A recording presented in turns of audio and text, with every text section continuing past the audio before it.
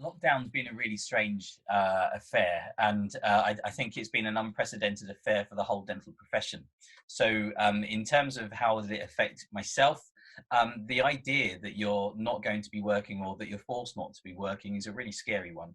On the other side of it, spending more time with your family was an opportunity that we'd never usually get. So I think that when you combine those two things, you get a couple of different emotions. And it was just trying to then sift through one so that you could be organized and settled and emotionally in the right place and spend time with your family. So I think for me, it's been an interesting ride. I've learned a lot about myself. When you're forced to go from 100 miles an hour to zero, all of it in a split second. Spending time with the family has been great, but it's also been about how we become more resilient as a profession, how we become more resilient as a practice, and to some degree how you manage yourself within your family to make sure that you get the best out of the situation, because of everything. You don't have control over the situation, and you've got to make the best from it. Running the practice when you're locked down was a very interesting way of providing any form of empathetic care to your patients and those that trust you.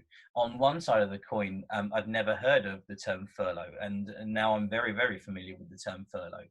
So it's caring for your team, caring for your staff to ensure that they know that the practice is still a viable proposition, to know that they still have a place of work, but it's also making sure that your patients are cared for.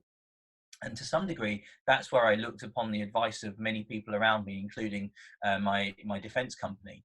And so, on that note, it was a case of trying to make sure that the modes of communication to your patients were ideal. So that consisted of responding to phone calls and emails via our practice manager, who was the only member of staff that was kept off of furlough, to ensure that patients had a rapid response and a rapid mode of response. The other methodology was methods of social media coverage. So to ensure that patients who responded to us on social media platforms had a mode to then communicate to us effectively on there. All the dentists also clubbed together to make sure that we could do little snippets of videos that we put together, so that the patients could then see our faces, which actually meant for a lot in some cases to ensure that they knew that we were still out there and they knew that we were still caring for them and thinking about them, which we heard on our feedback counted for a lot. So it's been a myriad of different platforms to ensure that our patients know that we're still caring and thinking about them, but also our team themselves as well. In terms of how it's been from lockdown to some form of practicing life, it's been a little bumpy along the way, but it's been a one of huge amounts of research, huge amounts of listening, huge amounts of reading to the multitude of standard operating procedures that have been produced for the profession. Listening to the right people, listening to the right authorities at the right time has also been a little arduous, and knowing that the inconsistencies from perhaps the higher powers within the governmental offices have been a little bit difficult. So it's been good to know that listening, reading, and watching some of the advice from my defence company, from the DDU, for example, has been a breath of fresh air, because it's been quite consistent, it's been very authoritative, and it's been informative. So in terms of the ramp up from being able to actually see patients and operate their practice, it's been an interesting time trying to then implement the standard operating protocols that were being given. However, what we are trying to do is ensure that those patients that have contacted us through need and emergencies over the time are being seen and are being prioritised. But that goes hand in hand with the risk assessments that we are needing to employ that are now set by the standard operating procedures. In combination with that, it's making sure our staff can then come back on board in a drip feed type of process as the patient numbers start to increase. What we are hoping is that we can go to full capacity once it's safe and sensible to do so, and once we have the new modified standard operating procedure to be able to adhere to.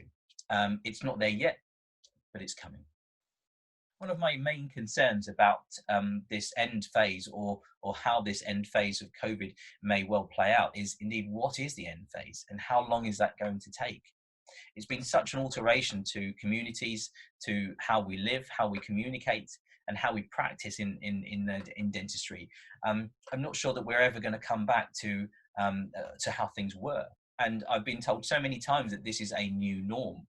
The difficulty with that, of course, is the sustainability and the viability upon how we were before to how we are going to be in the future. And I think that remains to be the key to how dentistry as a profession is going to survive. Of course, it has to survive, and it will survive. But in what form is it going to survive, and how long is it going to go on for? In terms of how the DDU have supported me, I guess there's two ways in which this has happened. The first is as a DDU member. In terms of then following the advice given on the e-shots, given on the website, and also when phoning the DDU team, it's been reassuring, it's been informative, and it's been fairly direct.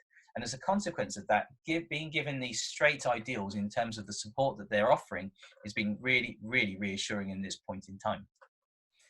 It's important to know that if you are aware of the guidelines that are given from an authoritative body, if you are aware and you apply the standard operating procedures that are provided from the operating bodies and the authoritative organizations that regulate us, the outcome will be as favorable as possible, should there ever be a situation where you need the DDU. So it's not a question of whether they would support you or not, it's the outcome being as favorable as possible, knowing that we can demonstrate the opinions of the authoritative body within the practice that we've applied.